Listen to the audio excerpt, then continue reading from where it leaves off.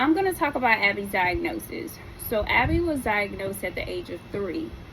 But prior to, at age 2, I was alerted by a family member that she was humming.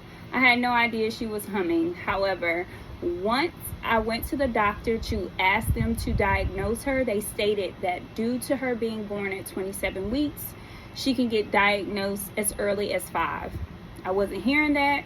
So once we moved to a new state, that was my first mission. We had to go through living in a hotel. We had to go through living in a homeless shelter, a women's shelter. And once we were able to find housing, I was able to get Abby diagnosed. Once she was diagnosed at 3, she was able to go to school and participate as in many therapies as possible. So overall, with elementary, Abby was doing these therapies, and that was good.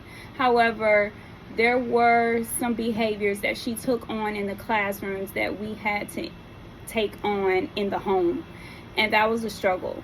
But with help, with therapies, and also having ABA come in during COVID was a lifesaver. Abby was able to get potty trained and things of that nature. But now that Abby is in now that Abby is in middle school, I have feared how she would act in public, and it caused me to, just hide her in a sense. But with the struggles, you gotta embrace her. I gotta continue to look at her as not a problem, but also try to understand her world. And that's what this page is gonna be about.